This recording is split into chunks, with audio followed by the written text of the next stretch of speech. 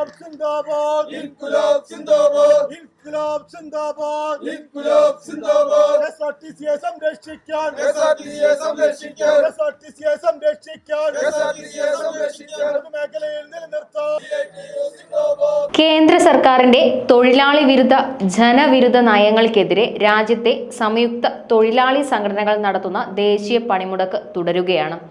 കേരളത്തിൽ മാത്രം ഒരു ദേശീയ പണിമുടക്കെന്ന ചീത്തപ്പേരും ഇപ്പോൾ നിലവിലുണ്ട്.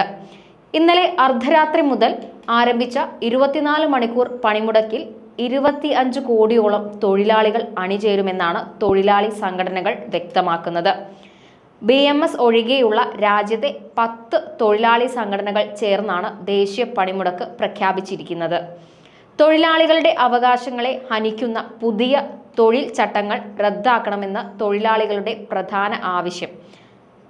തൊഴിൽ സാമൂഹ്യ സുരക്ഷയും മെച്ചപ്പെട്ട വേതനവും ആനുകൂല്യങ്ങളും ഉറപ്പാക്കണമെന്ന ആവശ്യങ്ങൾ കേന്ദ്ര സർക്കാർ അവഗണിച്ചതിനെ തുടർന്നാണ് തൊഴിലാളി സംഘടനകളുടെ സംയുക്ത സമര സമിതി പണിമുടക്കിലേക്ക് നീങ്ങിയത്. KSRTC സർവീസ് സംബന്ധിച്ച് ഗണേഷ് കുമാർ നടത്തിയ ഒരു ഉറപ്പ് CITU വരെ മുടക്കുന്ന അവസ്ഥയാണ് ഇപ്പോഴുള്ളത്. അതുമായി ബന്ധപ്പെട്ട വിവാദം ഇപ്പോഴും പുകയുകയാണ്. ഹെൽമറ്റ് ഇട്ട് വരെ KSRTC ഓടിച്ച ഡ്രൈവർ വരെ ഉണ്ട്. CITU, INTCU, AITCU, HMS, SCWA, LPF തുടങ്ങി അടക്കമുള്ള തൊഴിലാളി സംഘടനകൾ സംയുക്ത സമര സമിതിയിൽ ദേശീയ പണിമുടക്ക് പ്രഖ്യാപിച്ചിരിക്കുന്നത്. സംയുക്ത Kisan Morcha, rural work union, railway, NMDC limited, steel വ്യവസായം തുടങ്ങിയ പൊതുമേഖലയിലെ തൊഴിലാളികൾ തുടങ്ങിയവർ അടക്കം പണിമുടക്കിന് പിന്തുണ പ്രഖ്യാപിച്ചിട്ടുണ്ട്. ഇപ്പോഴിതാ ഒരു മന്ത്രിയും തന്റെ കരുത്തുറ്റ പങ്കാളിത്തം അറിയിച്ച് രംഗത്തെത്തിയിട്ടുണ്ട്. അതും കേരളത്തിൽ. റോസ് ഹൗസിൽ നിന്നും CPM ജില്ലാ കമ്മിറ്റി ഓഫീസിലേക്ക് കാൽനടയായാണ് ഐക്യദാർഢ്യം പ്രഖ്യാപിച്ചത്. ആ മന്ത്രി V ശിവൻകുട്ടിയാണ്. അങ്ങനെ അദ്ദേഹം നിരത്തിലേക്ക് ഔദ്യോഗിക വാഹനങ്ങളൊന്നുമില്ലാതെ കാൽനടയായി എത്തി. അവിടെ വെച്ച് മാധ്യമങ്ങളുടെ ചോദ്യങ്ങൾക്ക് ഗണേഷ് കുമാറും സംബന്ധിച്ച ചോദ്യങ്ങളും ഉയർന്നു വന്നു. ഗണേഷ് കുമാർ ചെയ്തത് അദ്ദേഹത്തിന്റെ അഭിപ്രായമാണ് എന്നാണ് അദ്ദേഹം ന്യായീകരിച്ചത്. പക്ഷേ കൂടുതലൊന്നും പറയാതെ വിഷയം ഗവർണറിലേക്ക് തിരിച്ചുവിടുന്ന ശിവൻകുട്ടിയും നല്ല ഒരു സമരാനുകൂലിയായി മന്ത്രിയായി മാറിയിരിക്കുകയാണ്. ദേശീയാടിസ്ഥാനത്തിൽ തൊഴിലാളികളുടെ ആവശ്യങ്ങൾ ഉന്നയിച്ചുകൊണ്ട് നിരവധി ദേശീയ പണിമുടക്കുകൾ നടന്നിട്ട് പോലും തൊഴിലാളികളെ വിളിച്ച് ചർച്ച ചെയ്യുന്നതിന് വേണ്ടി പോലും കേന്ദ്ര ഗവൺമെൻറ് തയ്യാറായിട്ടില്ല. എന്ന് മാത്രമല്ല, തൊഴിലാളി വിരുദ്ധ നിയമങ്ങൾ പാസ്സാക്കുന്നതിന് വേണ്ടിയുള്ള ജാഗ്രതയാണ് കേന്ദ്ര ഗവൺമെൻറ്റിനെ സംബന്ധിച്ചിടത്തോളം ഉള്ളത്.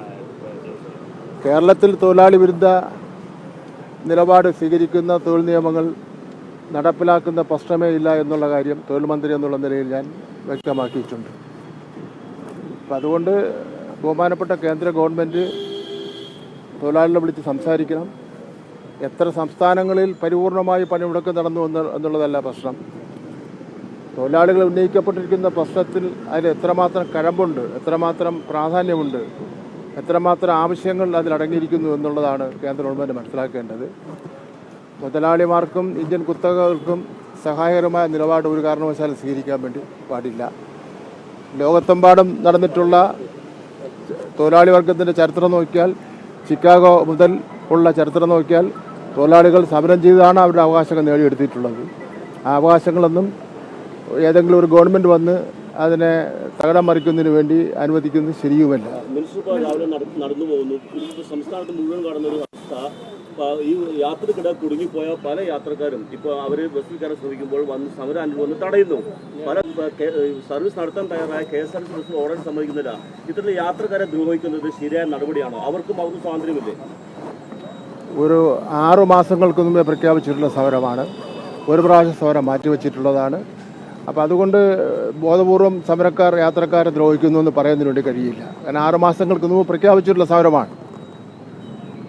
മിനിസ്റ്റർ, ഈ ഗണേഷ് കുമാർ പറഞ്ഞത് ഇന്നലെ ഈ സമരത്തിനെതിരായിട്ടാണ്. ഒരു മന്ത്രി ഇടതുപക്ഷ സർക്കാരിന്റെ ഭാഗമായി നിന്നുകൊണ്ട് അങ്ങനെ ഒരു പ്രതികരണം ശരിയാണ്. ഗണേഷ് കുമാറിൻ്റെ അഭിപ്രായം പറഞ്ഞു. പക്ഷേ ഇടതുപക്ഷ ജനാധിപത്യ മുന്നണിയെ സംബന്ധിച്ചിടത്തോളം ഈ സമരത്തിന് അനുകൂലമായിട്ടുള്ള നിലപാട് സ്വീകരിച്ചിട്ടുണ്ട്. അതനുസരിച്ചിട്ട് പ്രസ്താവന വന്നിട്ടുണ്ട്. മനസ്സിലാക്കേണ്ടത് മുന്നണിക്കകത്ത് നിന്നുകൊണ്ട് അങ്ങനത്തെ ഒരു പ്രസ്താവന വരുമ്പോൾ നമ്മുടെ ഗവർണർ ചെയ്തുകൊണ്ടിരിക്കുന്നത് ഒരു കാരണവശാലും അംഗീകരിക്കാൻ കഴിയുന്ന കാര്യമല്ല. ഇപ്പം 4ഓളം വരുന്ന വൈസ് ചാൻസലർമാർ ചില പ്രത്യേക രാഷ്ട്രീയ ചിന്താഗതിയുള്ളവരുടെ യോഗങ്ങളിൽ പങ്കെടുത്തിരിക്കുകയാണ്. അത് കേരളത്തിൻ്റെയും ഇന്ത്യയുടെയും വൈസ് ചാൻസലർമാരുടെ ഒരു ചരിത്രം നോക്കുമ്പോൾ ഉണ്ടായിട്ടുള്ള കാര്യമല്ല.